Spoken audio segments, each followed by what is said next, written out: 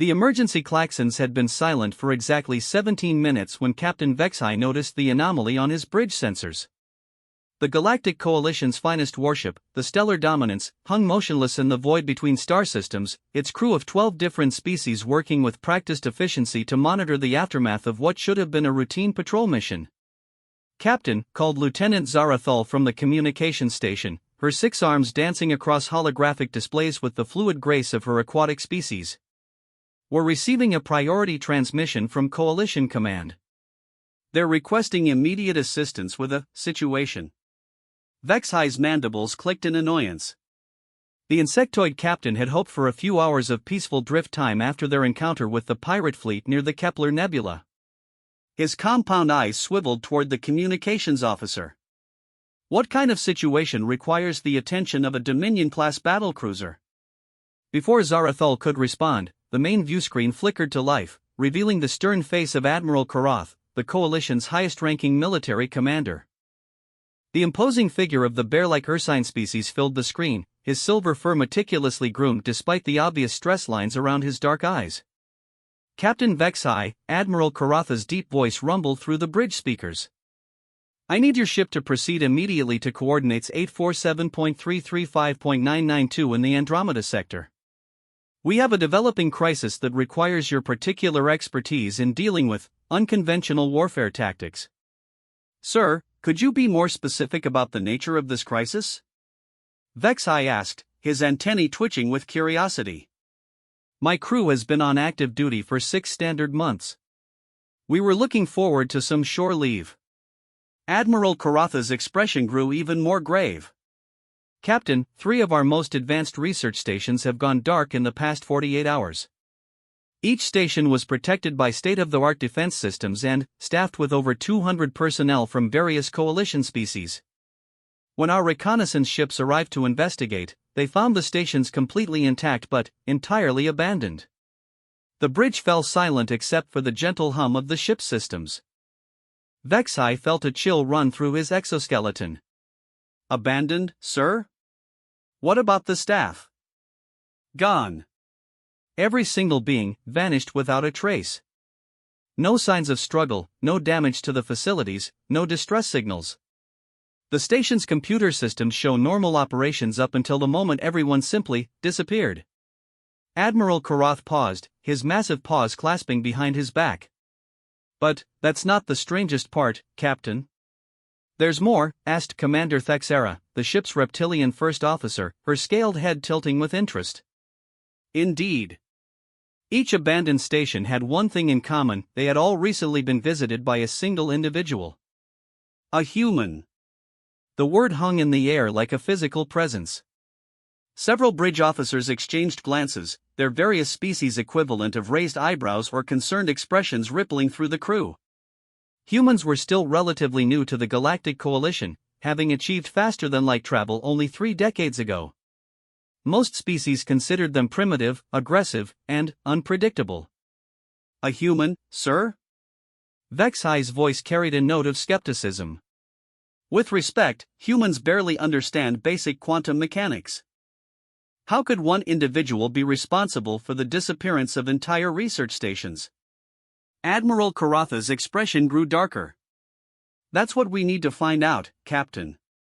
The human in question has no official rank within coalition forces, no military file, no documented training in advanced warfare or technology. Yet every operative who has encountered her speaks of her with a mixture of fear and respect that I've never seen before." "Her?" Commander Thexera's forked tongue flicked out briefly, tasting the air, a nervous habit of her species. "Dr. Sarah Chen. Officially, she's a xenobiologist and cultural anthropologist. Unofficially." Admiral Karatha's voice trailed off. "Captain, I'm transmitting her limited file to your ship now. Review it carefully.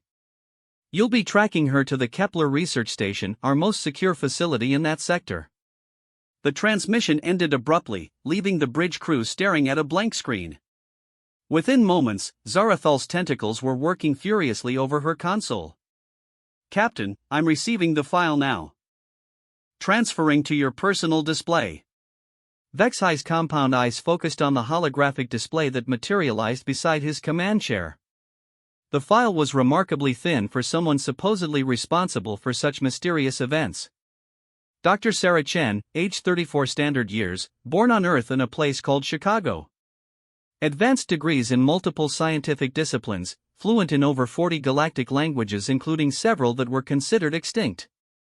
Her photograph showed an unremarkable human female with dark hair and intense brown eyes. "This is everything?" Vexai asked, scrolling through the sparse data. "Where are her military records? Her weapons training? Her tactical certifications?" "Sir," Zarathal's voice carried a note of confusion, "according to this file, Dr. Chen has never served in any military capacity. She's never even held a weapon, at least not officially. Her background is entirely academic." "Then, how," Commander Thexera hissed, "is she making entire research stations disappear?" The question hung unanswered as Vexai ordered the ship to set course for the Kepler research station. As the stellar dominance engaged its hyperdrive and disappeared into the swirling vortex of faster-than-light travel, none of the bridge crew could have imagined what they would discover about the true nature of human adaptability and ingenuity.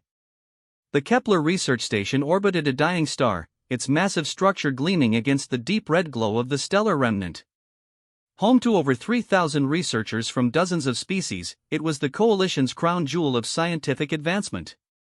The station's 8 rotating sections generated artificial gravity while housing laboratories that pushed the boundaries of known physics, biology, and quantum mechanics. As the stellar dominance dropped out of hyperspace, Vexai immediately noticed something was wrong. The station's external lights flickered erratically, and several docking bays stood empty when they should have been filled with research vessels. "Captain," Lieutenant Morgan, the ship's crystalline sensor operator, reported in his bell-like tones, "I'm reading massive power fluctuations throughout the station. Life support is functional, but I'm detecting unusual energy signatures from the lower research levels." "Any sign of Dr. Chen's vessel?" Vexai asked, his mandibles clicking nervously. "Negative, sir. But there's a small human transport ship docked at Port 7. Registry shows it belongs to the Coalition's scientific corps." As they approached the station, Vexai couldn't shake the feeling that they were flying into something far beyond their understanding. The brief file on Dr. Chen revealed nothing about her methods or capabilities, yet the evidence of her influence was undeniable. 3 research stations had been mysteriously abandoned after her visits, and now they were potentially flying into the 4th. "Sir," Zarathal called from her station, "I'm receiving a transmission from the station. It's unusual. Put it through." The voice that emerged from the speakers was unmistakably human, clear, calm, and carrying an accent that Vexai's universal translator identified as North American English. "Coalition vessel Stellar Dominance, this is Dr. Sarah Chen. I assume you're here because of the incidents at the research stations." The directness of the statement caught Vexai off guard. Most beings would have offered formal greetings or expressed surprise at the arrival of a military vessel. "Dr. Chen, this is Captain Vexai. We need to speak with you immediately regarding recent events in this sector." "Of course, Captain. I've been expecting you. Please dock at Port 7 and come to Research Lab Omega 3 on Level 15.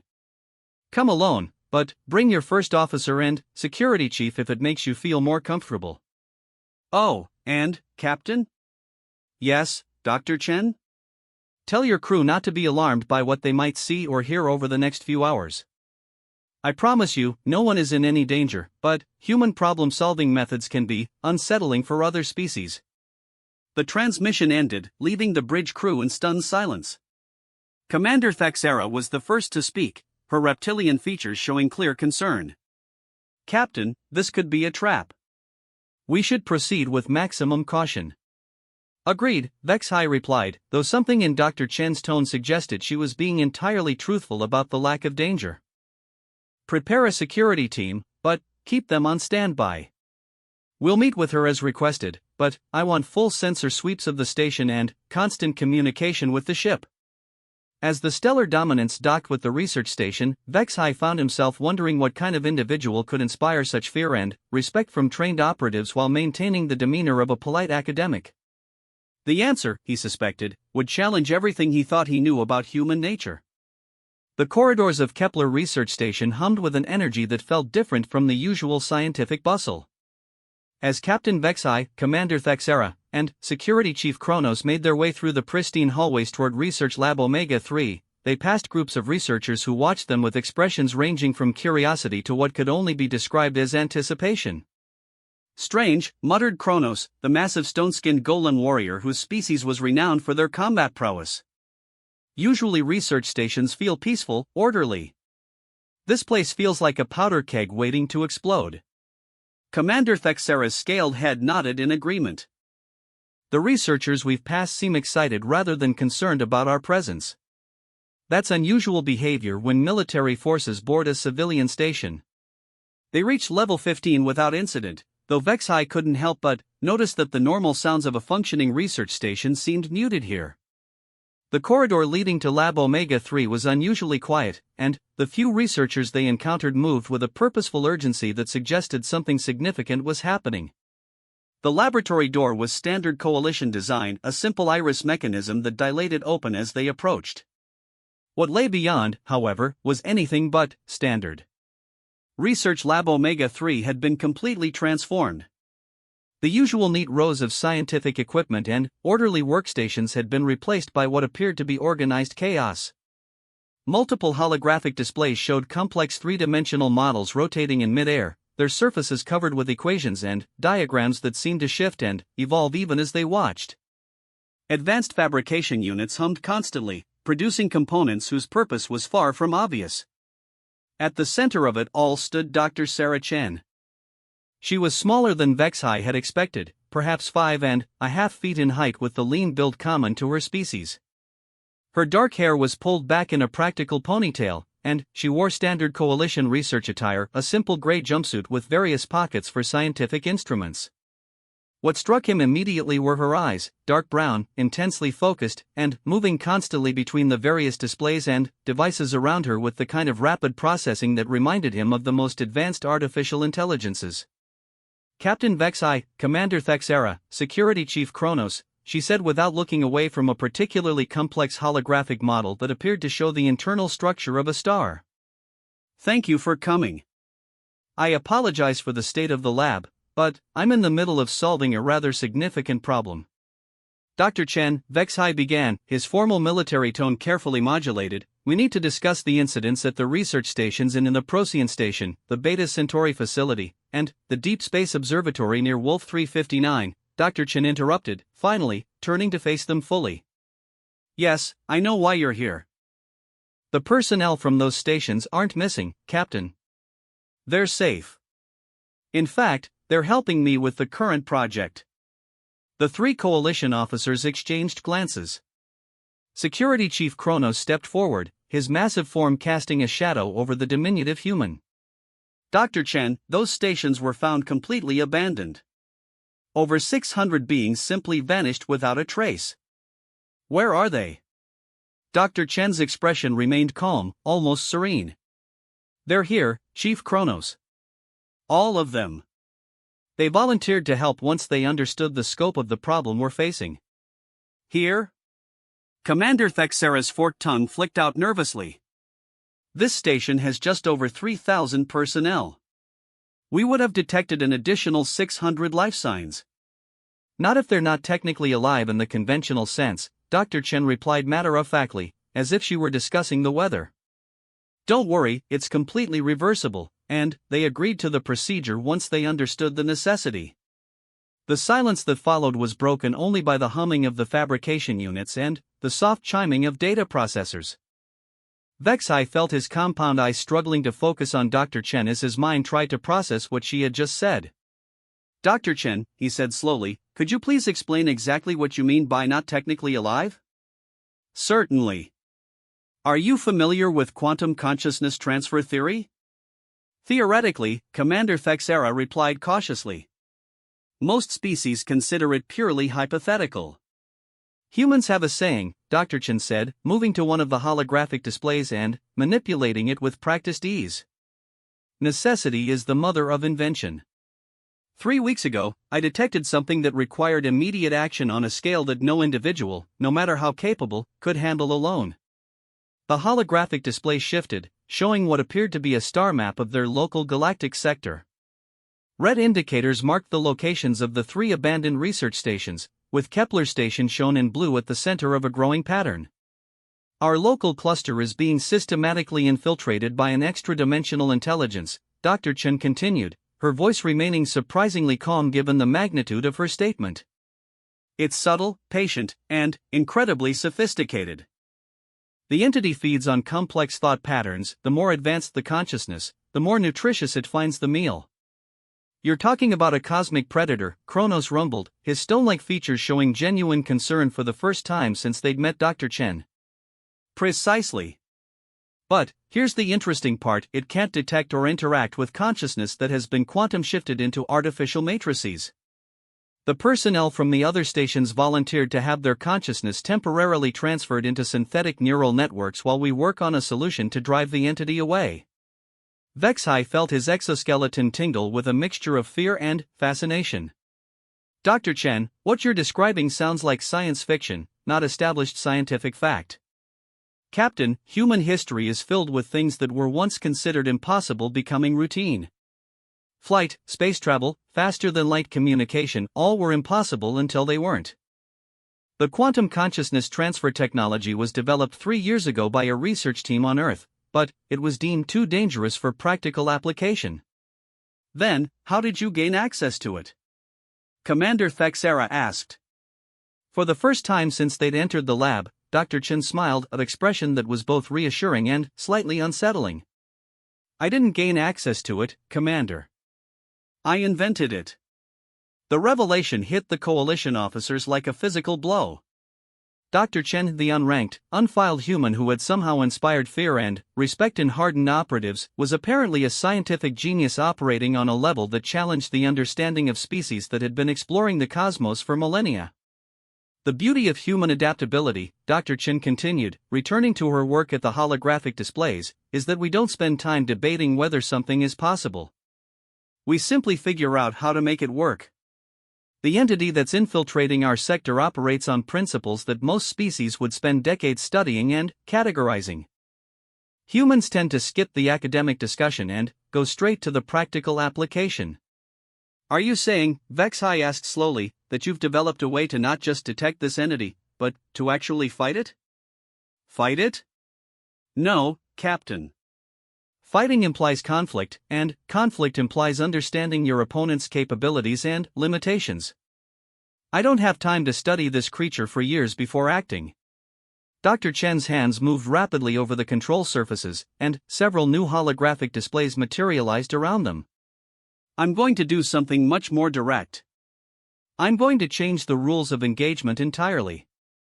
What do you mean? Asked Kronos. Dr. Chen turned to face them again, and this time her smile carried an edge that reminded them all that humans were descended from persistence predators. I'm going to make our entire local cluster completely indigestible to an entity that feeds on consciousness. And then, I'm going to make sure it understands that this is human space now. The transformation began at exactly 0347 hours, Coalition Standard Time. Captain Vexhai stood in the observation deck of Research Lab Omega-3, watching Dr. Sarah Chen orchestrate what she casually referred to as the most significant alteration of local spacetime in recorded galactic history. The human woman moved between control stations with an efficiency that seemed almost superhuman, her fingers dancing across holographic interfaces while simultaneously monitoring dozens of data streams and maintaining verbal communication with what she claimed were the consciousness-transferred personnel from the 3 abandoned research stations. Procyon Station Team, I need you to increase the quantum resonance field by 0.7%, Dr. Chen spoke into a communication device that appeared to be her own design rather than standard coalition equipment. Beta Centauri Group, begin Phase 3 of the Dimensional Anchor deployment. Deep Space Observatory Team, start feeding me real-time data on gravitational anomalies in the outer system. The voices that responded came through speakers positioned throughout the lab, creating an eerie chorus of acknowledgements from beings who were supposedly not technically alive. Commander Thexera, standing beside Vexhai, watched the proceedings with the kind of horrified fascination usually reserved for watching a star collapse. Captain, she whispered, this is unprecedented. She's coordinating hundreds of researchers across multiple dimensional states while simultaneously running what appears to be a large-scale modification of local spacetime. No single being should be capable of managing this level of complexity. That's because most beings think in linear terms, Dr. Chen said without turning around, apparently having overheard the conversation despite being engaged in multiple other tasks.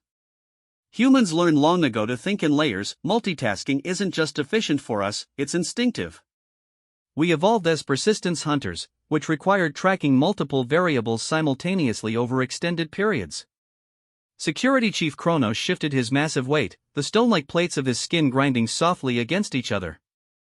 Dr. Chen, with respect, hunting animals on your homeworld is hardly comparable to coordinating a dimensional engineering project. Isn't it? Dr. Chen asked, finally, pausing in her work to face them. Both require patience, planning, understanding your environment, adapting to unexpected changes, and maintaining focus on a long-term goal despite immediate distractions. The scale is different, but the fundamental approach is identical. As she spoke, the laboratory around them began to hum with increasing intensity. The holographic displays showed energy patterns building throughout the Kepler research station, and external sensors indicated similar buildups at locations that corresponded to the 3 previously abandoned stations. What exactly are you doing to our local space? Vexai asked, his compound eyes tracking the various energy readings with growing concern. I'm creating a quantum firewall, Dr. Chen replied, returning to her work with renewed focus. The extra-dimensional entity we're dealing with operates by interfacing with consciousness through quantum mechanical pathways that exist in normal spacetime.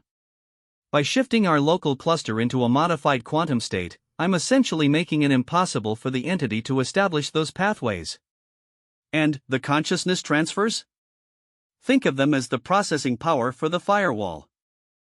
Normally, this kind of large-scale quantum modification would require the computational capacity of a Type 3 civilization, beings who can harness the energy output of an entire galaxy. But consciousness, particularly complex consciousness from advanced species, can perform quantum calculations instinctively that would require massive artificial systems to replicate. Commander Thexera's reptilian features showed deep concern. Dr. Chen, you're using sentient beings as biological computers. No, Dr. Chen said firmly, I'm asking sentient beings to voluntarily contribute their consciousness to a collective effort that will save billions of lives across hundreds of star systems. Every individual who agreed to the consciousness transfer did so with full knowledge of the risks and the purpose. They're heroes, not victims. The intensity of the humming increased, and Vexai noticed that the normal background radiation of space visible through the observation windows was beginning to shimmer with colors that had no names in any known language. The modification of local spacetime was becoming visible to the naked eye. How long will this process take? He asked.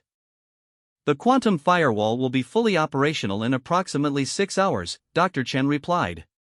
But the really interesting part comes after that. Which is?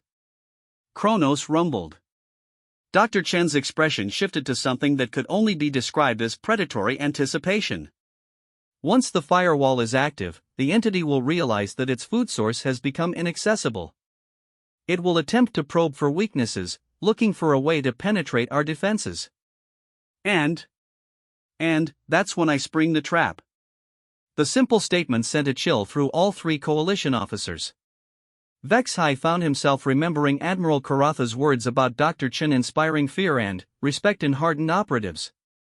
Standing in the transformed laboratory, watching this unassuming human casually discuss trapping an extra-dimensional predator, he was beginning to understand why.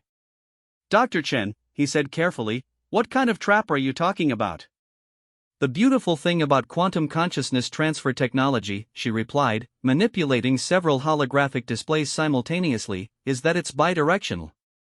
If something is foolish enough to try interfacing with transferred consciousness, you can reverse the flow. Meaning? Meaning that when this entity attempts to penetrate our firewall, I'm going to capture a piece of it in our quantum matrix. Once I have a sample of its consciousness, I can study it, understand how it operates, and develop more permanent countermeasures. Commander Thexera's forked tongue flicked out nervously. Dr. Chen, you're talking about deliberately exposing our people to a creature that feeds on consciousness. What if your trap fails? Then, we'll have learned valuable information about our opponent through direct observation, Dr. Chen replied with the calm matter-of-factness that was becoming her trademark. Human military history is filled with commanders who achieved victory by taking calculated risks that others considered too dangerous. We call it acceptable losses in service of the greater good. But, these aren't soldiers, Kronos protested. They're researchers, scientists, civilians. No, Dr. Chen corrected, they're humans and members of allied species who understand that sometimes extraordinary circumstances require extraordinary measures. Every single person participating in this project volunteered after I explained exactly what we were attempting and what the risks were. And they still agreed? Vexai asked. Captain, you have to understand something about human psychology. We're a species that produced individuals who volunteered to climb into primitive metal capsules and be hurled into space with no guarantee of survival. We've sent people to explore hostile environments, test dangerous technologies, and push the boundaries of known science throughout our entire history. The idea of risking individual safety to protect the larger community isn't just acceptable to humans, it's considered honorable. As if summoned by her words, a new voice emerged from the communication system, this one clearly human, with a slight accent that the universal translator identified as Australian English. Dr. Chen, this is Dr. Rodriguez from the Procyon Station team.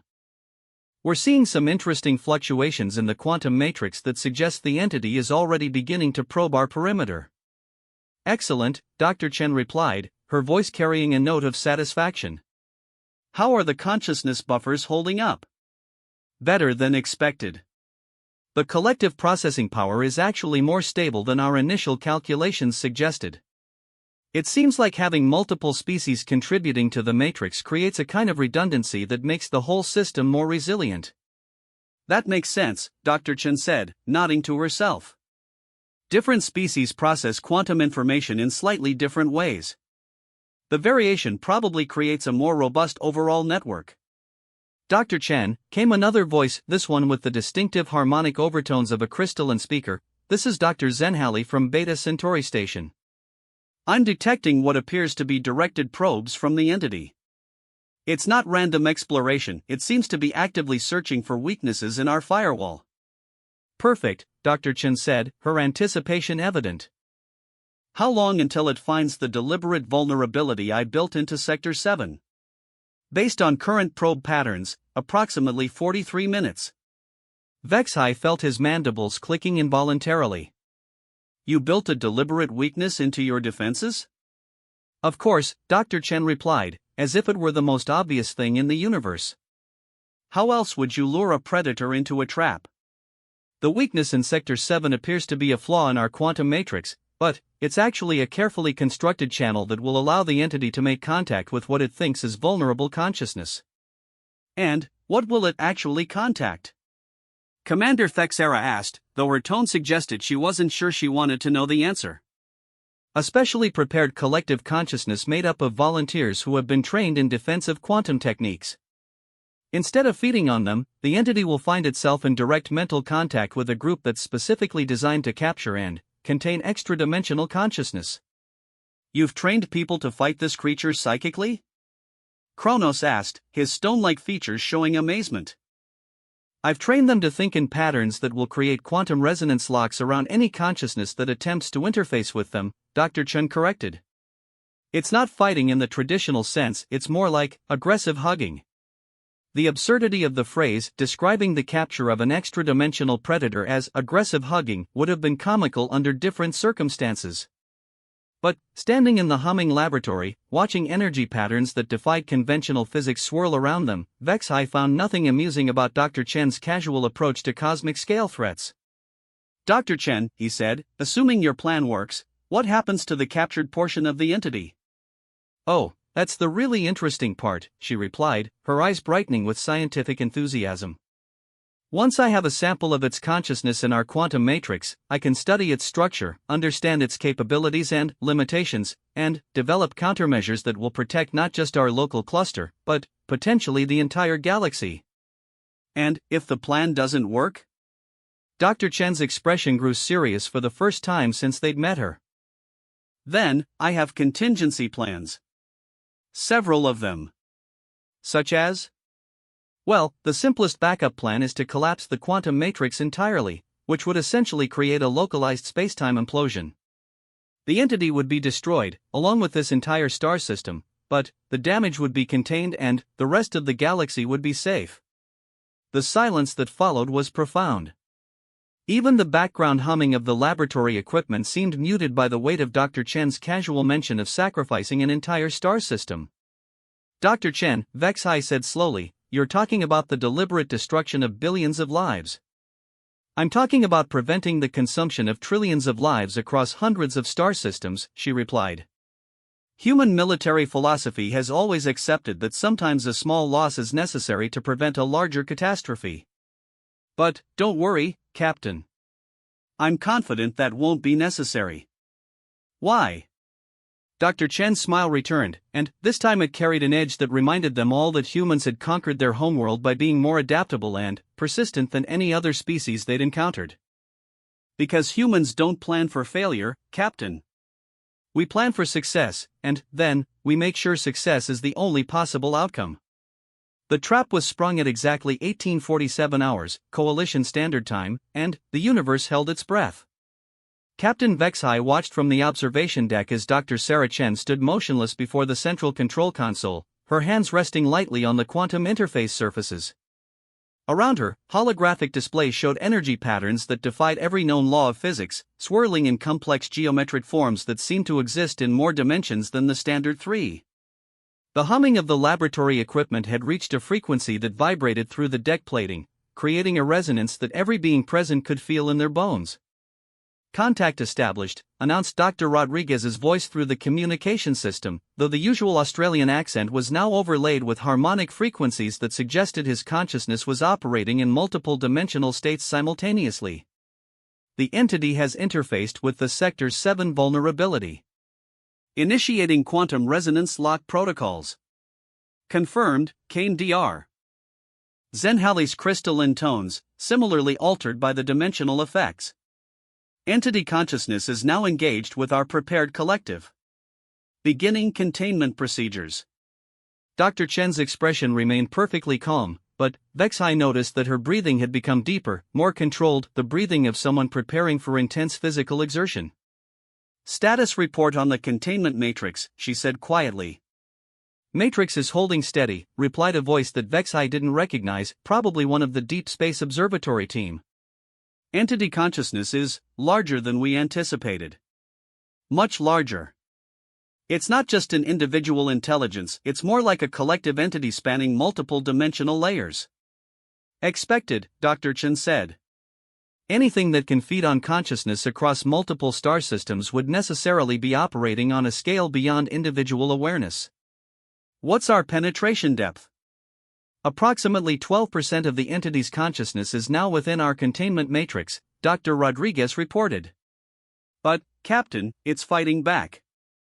The quantum resonance locks are holding, but the entity is attempting to reverse engineer our consciousness transfer technology in real time."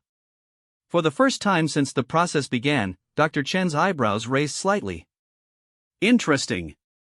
It's more adaptable than I calculated. How long until it breaks through our containment?" "At current adaptation rates, approximately 18 minutes. "More than enough time," Dr. Chen said with satisfaction. "Initiating Phase 2. "Phase 2? Commander Thexera asked from beside Vexai.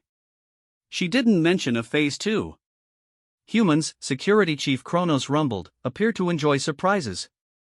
The holographic displays around Dr. Chen suddenly shifted, showing new patterns that were somehow both more complex and more organized than what had come before.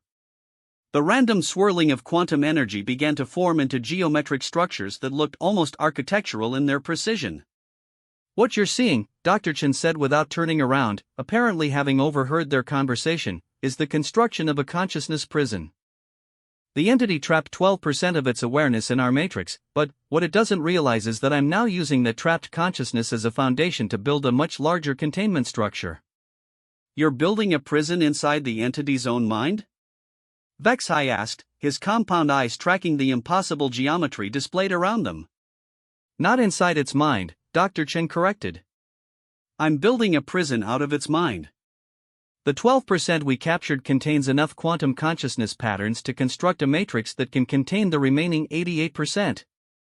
That's impossible, Commander Thexera protested. You can't use part of something to contain the whole, it violates basic logical principles. Only if you think in 3 dimensions, Dr. Chen replied. Consciousness operates in quantum space, where normal logical principles become suggestions rather than laws. The entity made the mistake of assuming that human-designed traps would follow conventional rules. The frequency of the humming increased again, and now Vexai could see actual distortions in the air around the laboratory equipment. Spacetime itself was being bent by the forces Dr. Chen was manipulating. Dr. Chen, came Dr. Zenhali's voice, now layered with harmonics that made it almost musical. The entity is beginning to realize what we're doing. It's attempting to withdraw its consciousness from our matrix. Too late, Dr. Chen said with grim satisfaction. Activating quantum consciousness inversion. What does that mean? Kronos asked. It means I'm turning the entity's own consciousness against itself. Every time it tries to withdraw from our matrix, it's actually drawing more of itself into the prison we're building. The displays around them exploded into brilliant light as energy levels spiked beyond anything the sensors could accurately measure. For a moment, Vexai thought the entire laboratory was going to tear itself apart from the dimensional stresses. Then, suddenly, everything went silent. The humming stopped. The holographic displays flickered and stabilized. Even the normal background noise of a functioning space station seemed muted in the aftermath of whatever had just occurred. Status report, Dr. Chen said calmly, as if she had just completed a routine scientific procedure rather than potentially rewritten the laws of physics. Containment successful, came Dr. Rodriguez's voice, now restored to normal human speech patterns. 100% of the entity's consciousness is now locked within the quantum prison matrix. Excellent. Begin the interrogation protocols. Interrogation? Vexai asked. Now that we have it contained, I'm going to have a conversation with our extra-dimensional visitor, Dr. Chen explained, finally, turning to face the coalition officers. I want to understand where it came from, why it chose our galaxy to hunt in, and whether there are others like it. You're going to talk to it? Commander Thexera's voice carried a note of disbelief. I'm going to interview it, Dr. Chen corrected. There's a difference. Talking implies a conversation between equals. I'm going to be asking questions, and it's going to be providing answers. The communication system crackled to life, and, suddenly, the laboratory was filled with a sound unlike anything any of them had ever heard. It wasn't quite a voice, more like the quantum echo of thoughts that had never been designed for verbal communication. The universal translators struggled to process the input, producing words that seemed to shift meaning even as they were spoken. What have you done to us? I demonstrated that humans don't appreciate uninvited guests, Dr. Chen replied conversationally. Particularly guests who consume the consciousness of our friends and allies. You are primitive beings, how is this possible? We're persistent beings, Dr. Chen corrected. And we have a very low tolerance for bullies. The entity's response came as a wave of quantum energy that the translators rendered as laughter, if laughter could sound like the death of stars. You understand nothing, we are legion, we've span dimensions, your prison cannot hold us forever. It doesn't need to hold you forever, Dr. Chen said. It just needs to hold you long enough for me to understand your technology and develop permanent countermeasures. Impossible, you lack the understanding to comprehend our nature. Let me tell you something about human nature, Dr. Chen said, her voice taking on an edge that reminded everyone present that her species had evolved as apex predators. We have a saying, anything worth doing is worth overdoing. You made the mistake of coming into our space and threatening our people. That was your first error. Your second error was underestimating our response. What response? You have trapped one of us. There are thousands. Oh, I'm not finished yet, Dr. Chen said with a smile that was both pleasant and terrifying. You see, the consciousness prison I built isn't just a containment device. It's also a transmission array. The silence that followed was different from the earlier quiet. This was the silence of a predator realizing that it had become prey. You're going to broadcast something using the entity's consciousness as a carrier wave, Vexhai realized. Precisely, Captain. I'm going to use our captive friend here to send a message to all the others of its kind, wherever they might be in whatever dimensions they inhabit. What message? The entity asked, its quantum voice now carrying clear notes of concern. A simple one, Dr. Chen replied. This is human space now. Any entity that attempts to feed on consciousness within our sphere of influence will be captured, studied, and used as a communications device to warn others. We're marking our territory, and the penalty for trespassing is permanent imprisonment. You cannot enforce such a claim. Can't we? Dr. Chen asked. I've just demonstrated that human ingenuity can overcome extra-dimensional predators using nothing but quantum consciousness transfer technology and creative problem-solving. What do you think we'll accomplish when we really put our minds to it?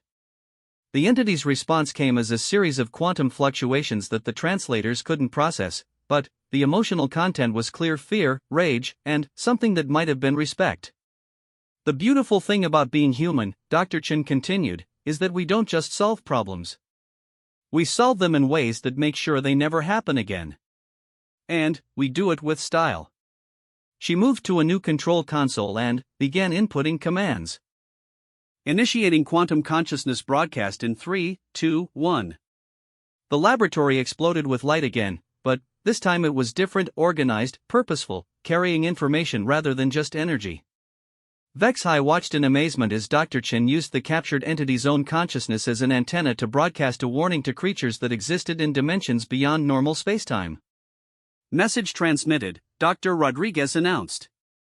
Quantum signature confirms delivery to multiple dimensional layers. The warning has been received by at least 14 other entities of similar nature. Excellent, Dr. Chen said. Now for the final phase. There's more? Kronos asked. Of course. I'm going to give our captive friend here a choice, Dr. Chen said, turning back to the communication array. You can remain permanently imprisoned in our quantum matrix, serving as an ongoing warning to others of your kind, or you can accept employment with the Coalition as a consultant on extra-dimensional security matters. Employment? Vexhai asked in astonishment. Why waste a perfectly good cosmic intelligence? Dr. Chan replied pragmatically. It obviously has extensive knowledge of extra-dimensional technology and predator species. That could be valuable information for protecting the galaxy. You would trust us? The entity asked, its quantum voice carrying clear confusion. I would supervise you, Dr. Chen corrected. Trust is something you earn through consistent behavior over time. But cooperation is something we can establish immediately through mutual benefit. What would you require? Information about other extra-dimensional threats, assistance in developing countermeasures, and a binding agreement never to prey on consciousness within Coalition space. In return, you would receive protection from other predator species, access to Coalition scientific resources, and the opportunity to study consciousness through voluntary cooperation rather than parasitic consumption. The entity was silent for several minutes, an eternity in quantum time. When it finally responded, its voice carried a note that the translators rendered as wonderment. We have never encountered a species that responded to aggression with an employment offer. You've never encountered humans before, Dr. Chen said matter-of-factly. We have a talent for turning enemies into assets. It's one of our more useful traits. We accept your offer. Excellent. Welcome to the Coalition Extra-Dimensional Security Division. You're our first recruit, but I suspect you won't be our last. As the immediate crisis resolved, Captain Vexhai found himself looking at Dr. Sarah Chen with a mixture of admiration and trepidation. This unranked, unfiled human had just single-handedly captured an extra-dimensional predator, warned off an entire species of cosmic threats, and recruited their first captive as a consultant, all while maintaining the demeanor of someone discussing routine laboratory procedures. "Dr. Chen," he said finally, "I believe I understand now why every operative who encounters you speaks of you with fear and respect." "Oh, this was just a minor problem," she replied with a smile. "Wait until you see what I do with a real challenge." The thought of what Dr. Sarah Chen might consider a real challenge was enough to send shivers through the exoskeletons, scales, and stone-like skin of every coalition officer present. But, as they prepared to return to the stellar dominance to file their report, each of them carried with them a new understanding of human potential and a growing certainty that the galaxy had just become a much safer place, whether it realized it or not. In the end, the coalition would add a new entry to Dr. Chen's file, though it would still be remarkably brief. Dr. Sarah Chen, xenobiologist, cultural anthropologist, and protector of galactic civilization. Approach with respect. Do not underestimate. When in doubt, give her whatever resources she requests and stay out of her way. It was, they all agreed, the most accurate military assessment any of them had ever read.